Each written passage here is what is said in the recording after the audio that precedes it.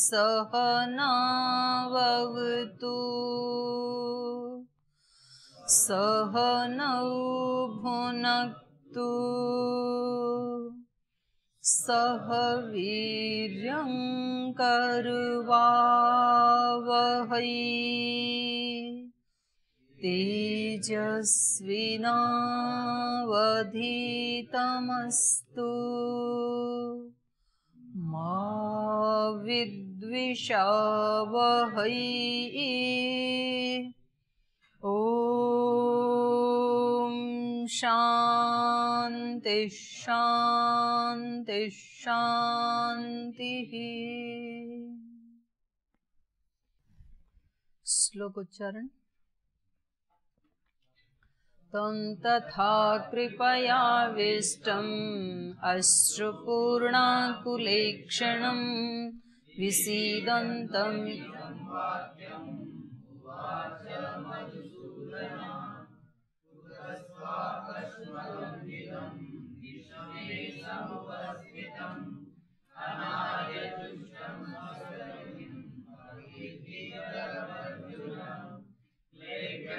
अस्मागमे पार्थ नैतत्त्वय्युपपद्यते क्षुद्रं हृदय दौर्बल्यं त्यक्त्वा उत्तिष्ठ परन्तप निर्दोषो अपहत्स्वभाव पृच्छामि त्वां धर्मसम्मूढचित्ता यत् श्रेयस्यात् निश्चितं ब्रूहि तन्मे शिष्यस्तेऽहं शाधिमां त्वां प्रपन्नम् जीर्णानि यथा विहाय नवानि गृह्णाति नरोपराणि तथा शरीराणि विहाय अन्यानि संयाति नवानि देहि शस्त्राणि नैनं दहति पावक न शोषयति मारुता जित्वा वा भोक्ष्यसे महीम् युद्धाय कृतनिश्चय लाभौ जयाजयौ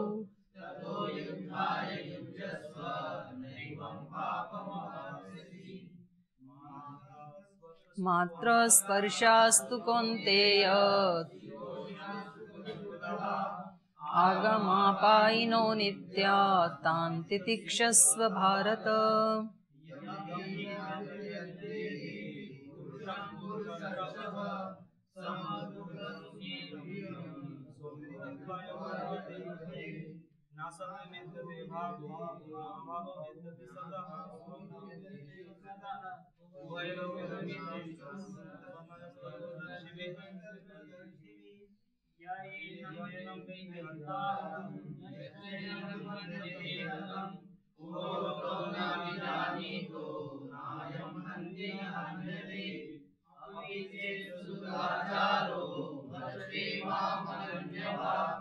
शान्तिरेव समन्तव्य सम्यक् व्यवसितो हि स क्षिप्रं भवति धर्मात्मा शाश्वतशान्तिं निगच्छति कौन्तेय प्रतिजानीहि न मे भक्तः प्रणश्यति मद्भक्तो मद्याजी मां नमस्कुरु मामे वेश्यसि त्वम् आत्मनां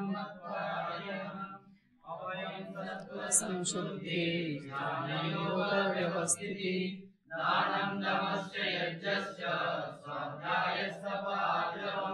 अहिंसा सत्यमक्रोध त्यागः शान्तिरपैशुनम् दया भूतेष्वलो लुप्त्वं मार्दवं वीरचापलम् तेजः क्षमा धृति शौचं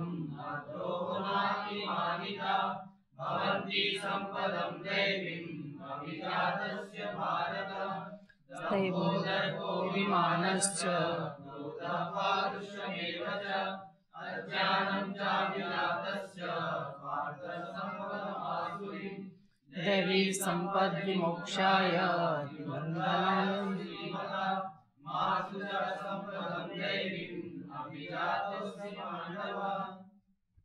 अच्छा, कुछ तो मतलब खोल के देख रहे थे, मैंने आंख बंद कर ली, आप पुस्तक खोल के पढ़ रही थी। चलिए, तो हमने 7 नंबर श्लोक तक पढ़ लिया था। जो विश्व रूप को देखने की अभिलाषा अर्जुन ने अभिव्यक्त की, तो भगवान उनके वचनों से प्रसन्न होकर के कहते हैं कि आप मेरे सैकड़ों और हजारों रूपों को एक साथ देखिए, मैं आपको दिखाता हूँ। तो सभी 33 प्रकार के देवों को, मरुतों को और बहुत सारे आश्चर्य जो आपने पहले नहीं देखे थे, उन सब को भी एक ही स्थान में देखो। तो कल पढ़ रहे थे, यह एकस्थम जगत कृत्स्नम पश्चात यह सचराचरम मम देहे गुडाकेशे यच्च अन्य द्रष्टुम इच्छसि। जो भी चराचर जगत है, जड़ चेतन जगत है, उस संपूर्ण जगत को एक ही स्थान में पश्य, अद्य, आज ही देखो, अभी देखो, यहीं देखो, मेरे ही इस शरीर में। और इससे अतिरिक्त जो आपने नहीं जाना, उससे अतिरिक्त भी कुछ देखने की इच्छा है तो भी देखो। ये हम कल पढ़ रहे थे। तो कल के पाठ से कोई प्रश्न आपका है तो पूछ लीजिए पहले। No question. माइक दे दो।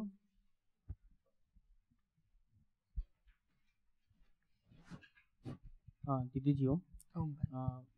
मेरा प्रश्न नहीं है, मतलब एक मेरी जो एक वो होती है ना, इच्छा होती है, मतलब उसको मतलब बता रहा हूँ कि जैसे कि वो श्लोक आता है, यो माम पश्यति सर्वत्र सर्वम च मयि पश्यति तस्य हम न प्रणश्यामि स च मे न प्रणश्यति। तो यदि उस श्लोक को 10वें अध्याय और 11वें अध्याय से तुलना करें तो जल्दी समझ में आएगा। ऐसा मतलब मैं अपना बता रहा था, मतलब समझा रहा था। जी तो, जी, क्या मैं सही हूँ? मैं कुछ बता रहा था। हाँ वो तो है ही, 10वें में भी वही बताया उन्होंने, सारे श्लोक सही हैं। जैसे मैं इस प्रकार से अपने आपको बता रहा था कि मतलब ऐसे जल्दी मतलब समझ में आना है तो इसको पकड़ो। और भी कई श्लोक हैं, 7वें अध्याय में भी आए हैं, 10वें में भी आए हैं, इसी भाव को कहने के लिए। तो यहाँ कल ये बता रहे थे, एक ही जगह, एक शरीर में देख, एक स्थान पे इस सारे ब्रह्मांड को देखा जाना संभव है। सूर्य यदि पृथ्वी के पास आएगा तो पृथ्वी ऐसी कठोर बचेगी, पिघल जाएगी ना। इतनी दूर से ही जब यदि ओजोन लेयर ना हो, तो इतनी दूर रहते हुए भी सूर्य की रश्मियों में वो ताकत है कि पृथ्वी को मोम की तरह पिघला सकती है। और एक ही जगह आ जाए सारे तो फिर, और सारा सागर भी यहीं आ जाए और सूर्य भी, तो फिर या तो सूर्य बुझेगा या तो सागर गर्म हो जाएगा, दोनों में से एक का तो प्रभाव पड़ेगा ना। तो क्या एक ही स्थान पे सारे ब्रह्मांड को देखा जाना पॉसिबल है? नहीं है। तो फिर यहाँ कह क्यों रहे हैं? और कह रहे हैं तो आपको प्रश्न क्यों नहीं उपस्थित हो रहा है? अच्छा जी, समझा दो जरा, यथा पिंड तथा ब्रह्मांड। हाँ तो समझाओ ना, क्या है पिंड में और क्या है ब्रह्मांड में, जरा समझाओ आप। इनको माइक दो भैया। आपने तो बोले यथा ब्रह्मांड तथा पिंड। आप तो आराम से कुछ पूछ नहीं रहे थे, आप तो कह रहे हो कि हाँ ठीक है चलो। तो या तो मतलब कुछ भी समझ में नहीं आ रहा है, या आ रहा है तो ये प्रश्न क्यों नहीं बनता है कि जी एक स्थान में, एक शरीर में ये सब देखा जाना कैसे पॉसिबल है? ये तो कह रहे हैं मम देहे गुडाकेशद पश्य अद्य, मेरे इस शरीर में ही देख तू सब कुछ को। रहने दो भाई, और लाइट रहने देते, चलो ठीक। तो यहाँ कहने का अभिप्राय ये है कि जैसे आप अलग अलग शास्त्र को पढ़ेंगे, जैसे आप वैशेषिक दर्शन को पढ़ेंगे, तो वैशेषिककार क्या कहेंगे? 9 पदार्थों में ये सारा संसार ओतप्रोत है। 9 पदार्थों को जान लिया तो सारी सृष्टि को जान लिया आपने। तो वो सारे संसार को नहीं जानते हैं, 9 को जान लेते हैं बस। न्याय में कहेंगे तो 16 पदार्थों को जान लो बस, केवल 16 पदार्थों। सांख्य दर्शन की दृष्टि से देखेंगे तो 24 तत्वों को ही जानना है। 25वां तो पुरुष है, पंचविंशति गण है ना, तो 24 तो प्रकृति के हैं, और उस 24 में से भी फिर उसके भी 5 भूत से आगे जाएंगे तो 5 तन्मात्राओं को जान लो। 5 तन्मात्राओं को भी जानने के लिए फिर अहंकार को जान लो।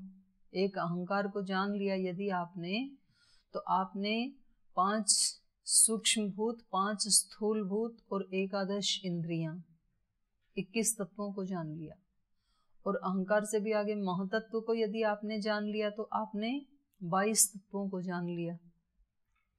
और महतत्व से भी आगे मूल प्रकृति को जान लिया तो सारी सृष्टि को जान लिया। सारी सृष्टि क्या है? मूल प्रकृति का ही तो विस्तार है ना। तो एक को जान लो बस, सत्वरजतम। आज की साइंस की भाषा में कहें तो परमाणु को जान लो। सारी सृष्टि किससे बनी है? परमाणुओं के संघात से बनी है।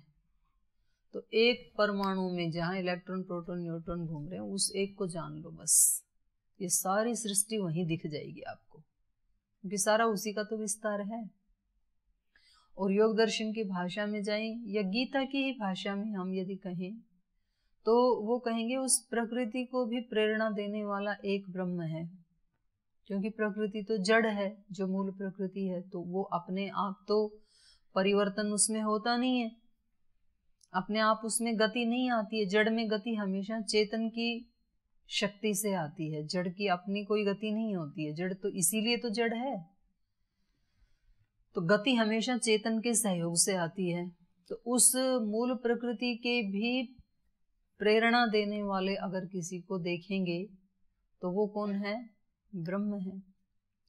तो सारी सृष्टि को यदि जानना है तो एक ब्रह्म को जान लो,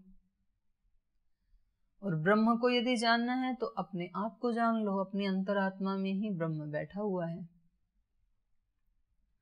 और यहाँ गीता में भी उसके बारे में बताया है। ये देखो, निकालो आप 7वां अध्याय।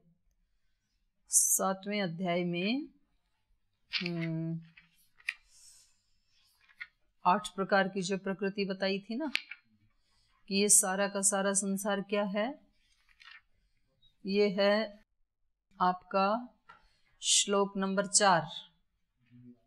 भूमि आप अनलो वायु खम मनो बुद्धि रेवच अहंकार इति इयम में भिन्ना प्रकृति अष्टधा। ये मेरी 8 प्रकार की जो प्रकृति है, इससे ये सब कुछ बना हुआ है। और उससे अगले में क्या कहा? अपरिमेयम इतम, अपरिमेयम इतस्तु अन्याम प्रकृतिम विद्धि में पराम। ये जो है ना, ये तो 8 प्रकार की प्रकृति से बना है, और मैं इसी के अंदर आ गया, ऐसा नहीं है। मैं मेरी जो इससे अतिरिक्त जो प्रकृति है वो परा प्रकृति है, ये तो अपरा प्रकृति है। जीव भूता महाबाहो यया इदम धार्यते जगत, यया इदम जगत धार्यते, जिस प्रकृति के द्वारा मैं इस जगत को धारण करता हूं, ये तो अपरा प्रकृति है। और जो इससे भी परे है वो भी मेरी प्रकृति, वो परा प्रकृति है। और फिर इसी अध्याय में ये देखो श्लोक नंबर 19। बहुनाम जन्मनाम अन्ते ज्ञानवान माम प्रपद्यते वासुदेव सर्वम इति स महात्मा सुदुर्लभः। बहुत सारे जन्मों के बाद, बहुत सारे जन्मों के अंत में ज्ञानवान माम प्रपद्यते, जो ज्ञानी महापुरुष हैं वो मुझे प्राप्त कर पाते हैं। वासुदेव सर्वम इदम, और तब वो किस रूप में जानते हैं मुझे? वासुदेव सर्वम इदम, ये सारा जगत क्या है? ब्रह्म ही है। ब्रह्म तो ब्रह्म है ही। ब्रह्म के अतिरिक्त जो हमें दिखाई देता है, ये भिन्न भिन्न रूप जो दिखाई देते हैं, वो सब भी क्या है? वासुदेव ही है वो, वासुदेव इदम सर्वम, सब कुछ वासुदेव ही है। तो ये सारे श्लोक गीता की दृष्टि से भी हमें क्या बता रहे हैं? वासुदेव सर्वम। वासुदेव सर्वम मतलब ब्रह्म ही सब कुछ है। तो ये बात यहाँ पे कही जा रही है। यहाँ ये नहीं कहा जा रहा है कि एक शरीर में ये सब दिखाया जा रहा है ला ला के, वहां से उठा उठा के, और उसको देखने के लिए फिर अगले श्लोक में कहा जा रहा है कि इसको देखने के लिए इन चरम चक्षुओं से आप नहीं देख पाएंगे।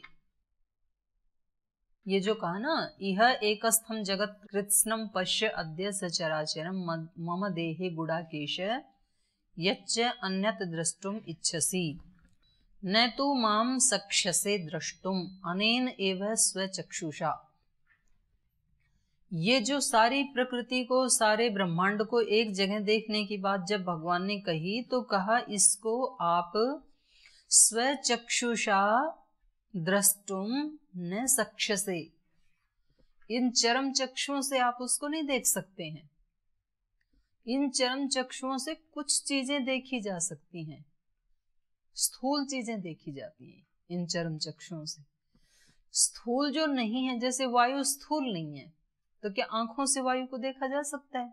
नहीं देखा जा सकता। क्या आप अपने मन को इन आंखों से देख सकते हैं? नहीं देख सकते, क्योंकि मन क्या है? सूक्ष्म है। स्थूल शरीर को देख सकते हैं, स्थूल आंखों को देख सकते हैं, स्थूल कानों को देख सकते हैं, स्थूल नासिका को देख सकते हैं, लेकिन आंखों के अंदर से जो शक्ति देख रही है, चक्षु इंद्रिय, उसको इन चक्षुओं से नहीं देख सकते। जो सुनने की शक्ति है, कान को तो देख सकते हैं, लेकिन जो सुनने की एक सूक्ष्म शक्ति है, श्रवण इंद्रिय, उसको इन आंखों से नहीं देखा जा सकता। अपनी आत्मा को इन आंखों से नहीं देखा जा सकता। अपने प्राणों को इन आंखों से नहीं देखा जा सकता, क्योंकि प्राण क्या है? सूक्ष्म है।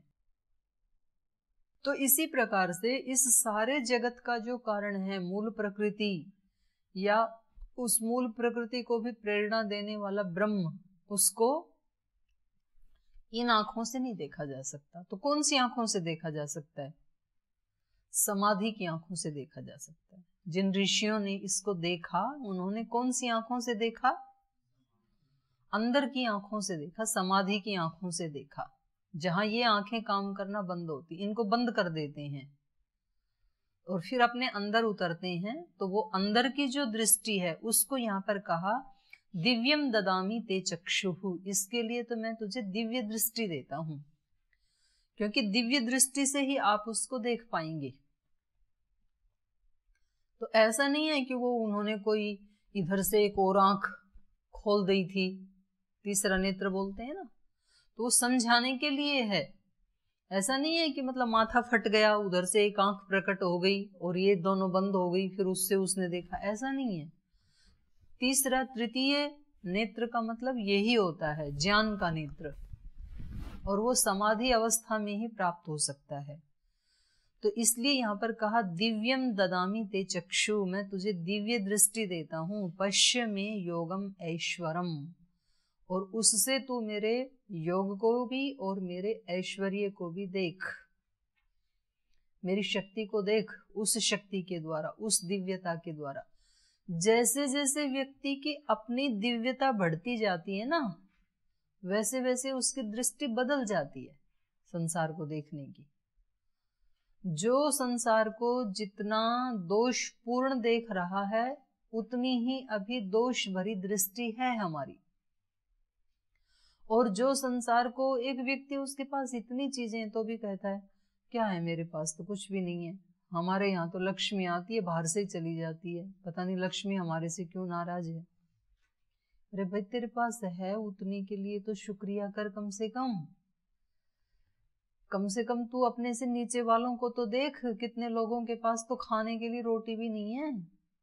तो जो महर्षि पतंजलि ने दृष्टि दी, मैत्री करुणा मुदितोपेक्षाणम सुख दुख पुण्य विषयाणाम भावनातः चित्त प्रसादनम, तो उसमें ये ही है, उसमें ये दृष्टि है कि छोटों को देख करके जीवो, जब आपके मन में कभी असंतोष की भावना उत्पन्न हो तो किसको देखो? अपने से छोटे वालों को देखो, वो भी तो जी रही है। मेरे पास तो देखो उनसे कितना ज्यादा है, मेरे पास उनसे अच्छा मकान है रहने के लिए, वो बेचारे झुग्गी झोपड़ी में पड़े हैं। पता नहीं कब जोर की आंधी आई, बिजलियां चमके, बारिश आए तो उसकी तो झोपड़ी टूट जाएगी, तो बेचारा कैसे रहेगा रात में। मेरे पास तो कितना पक्का मकान है, मकान में भी मेरे पास सोने के लिए तकत है एक। कुछ तो ऐसे भी लोग हैं कि चलो जिन्होंने जैसे तैसे करके मकान बनाया होगा, लेकिन उसके पास सोने के लिए कुछ भी नहीं है। देखो मेरे पास खाने के लिए कितना सात्विक आहार है, जिसके लिए मैंने कोई पुरुषार्थ भी नहीं किया, फिर भी मिल जाता है मुझे रोज। कितने ऐसे लोग हैं मेहनत भी करते हैं, फिर भी बेचारों को शाम को भरपेट खाना नहीं मिलता है। और मैंने अपनी आंखों से देखा ऐसे लोगों को, दिन भर मेहनत करते हैं, एक ही बार खाना खाते थे। वहां मैं कर्नाटक में रहती थी, जंगल के लोग थे। तो अपने से नीचे वालों को देख करके जियो और अपने से ऊपर वालों को देख करके आगे बढ़ो, वहां रुक मत जाओ। व्यक्ति की समस्या क्या होती है, या तो नीचे देखता है या तो ऊपर देखता है। कुछ ऊपर ऊपर देखते हैं तो असंतोष से भर जाते हैं, देखो उनके पास कितना है, मेरे पास नहीं है।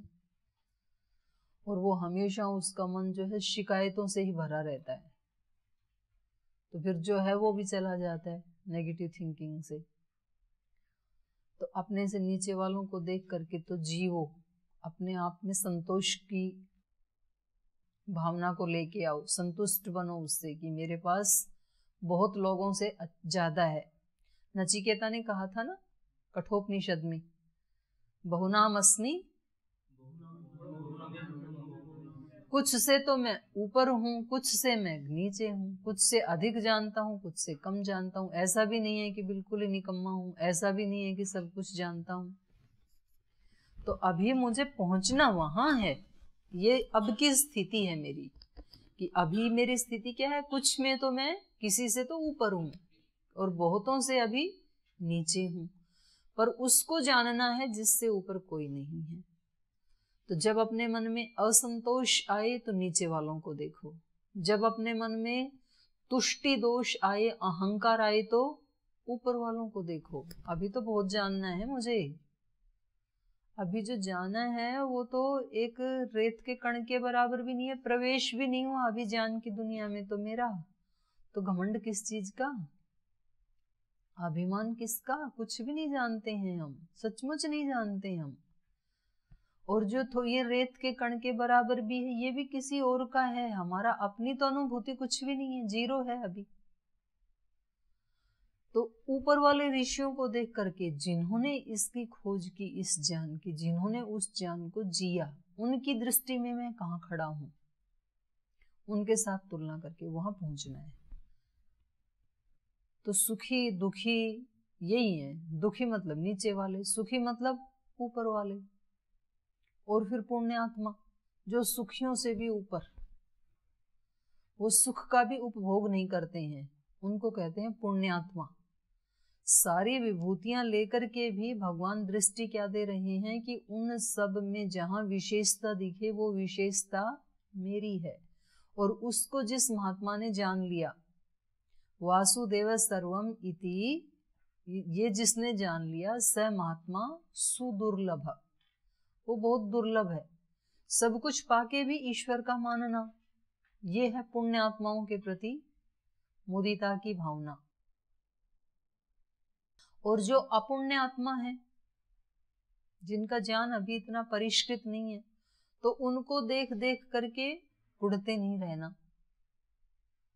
ठीक है, वो अपने ढंग से चल रहे हैं, आप 4 कदम आगे चल रहे होंगे, वो 2 कदम पीछे चल रहे होंगे। हो सकता है तो उसकी उंगली पकड़ के आप ले आओ ऊपर, नहीं ला सकते हो तो तुम तो चलो, वो आ जाएगा और 2 घंटे बाद आ जाएगा, आप 2 घंटे पहले पहुंच जाओगे, कोई बात नहीं। तो उनके बारे में पूरे दिन टेंशन में मत डूबे रहो, दृष्टि दे रहे हैं। लेकिन ये जो दृष्टि है चारों के प्रति, इस तरह का व्यवहार करने की दृष्टि, ये दृष्टि साधना से मिलती है। दिव्य दृष्टि। और जैसे जैसे साधना बढ़ेगी उतने उतने आपकी दृष्टि परिवर्तित हो जाएगी। आप ठीक तो करेंगे, आप दूसरे की सहायता भी करेंगे, आप दूसरे से सीखेंगे भी, लेकिन हमेशा आप संतुष्ट रहेंगे। भाव हमेशा आपका सकारात्मक होगा, पॉजिटिव होगा हमेशा।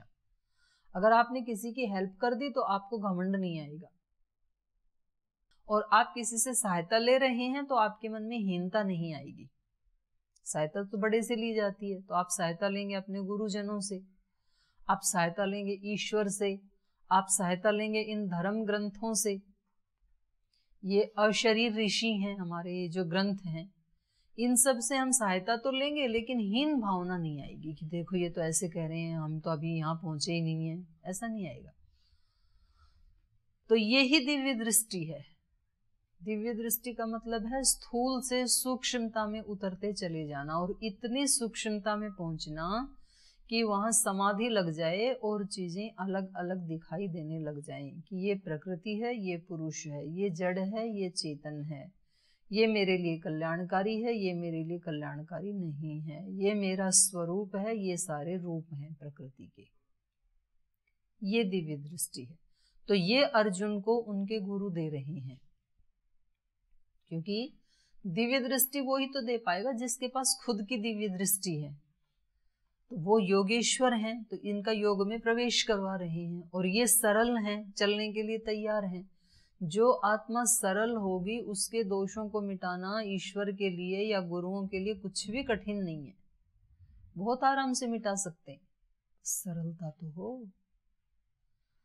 अब व्यक्ति पहले ही अकड़ा है ज्ञान में, उसको कौन सिखा देगा? सबसे ज्यादा बारिश कहाँ होती है? सबसे ज्यादा बारिश कौन से स्थानों पे होती है? चिरापुंजी में होती है। और सामान्य रूप से बारिश कहाँ होती है? पहाड़ों पे, पर्वतों पे होती है सबसे ज्यादा बारिश। वहां से तो बह के आती है नदियां सब। सबसे ज्यादा बारिश होती है पर्वतों के ऊपर, और पर्वतों के ऊपर एक बूंद नहीं रुकता है पानी, सारा बह जाता है। क्यों? पर्वत उसको क्यों नहीं ले पाते हैं? वो तने खड़े हैं पहले से और अंदर से भरे हुए हैं, जगह ही नहीं है पानी को समाने की। तो पानी बरसता पहाड़ पे है, लेकिन समाता कहाँ है? झील में, नीचे आके ढलान में, वहां मिट्टी है, और उसमें उसको ऑब्जर्व करने की खाली है, वो खाली है, तो उसमें सारा आके रुक जाएगा, उतर जाएगा पानी। अगर हमारा हृदय, हमारा चित्त खाली है लेने के लिए, तो कहीं से भी बहुत कुछ मिल जाएगा। और पहले ही भरे पड़े हैं ज्ञान में, बोझ मर रही हैं ज्ञान के कुछ लोग तो। अच्छा, बोलते दूसरे को हैं, और ये अपने आप को कुछ ज्यादा ही शाना समझता है, ये कुछ ज्यादा ही अपने आप को शानी समझती, अपने बराबर किसी को विद्वान ही नहीं समझते। अरे वो जो समझते हैं उसको छोड़, तू अपनी चिंता करना। तू क्या समझता है? तू उससे ये क्यों ले रहा है? उसमें ये दोष है तो तू क्यों ले रहा है? तो वहां रुकेगा जहां रिजुता होगी। अगर जीवन में उत्कर्ष हो रहा है तो उस व्यक्ति का हो रहा है जिसके अंदर रिजुता है, सरलता है, ईश्वर दे रहा है उसको। जहां विकास रुक गया है तो समझ लो अंदर से वो व्यक्ति भरा पड़ा है अपने दोषों से।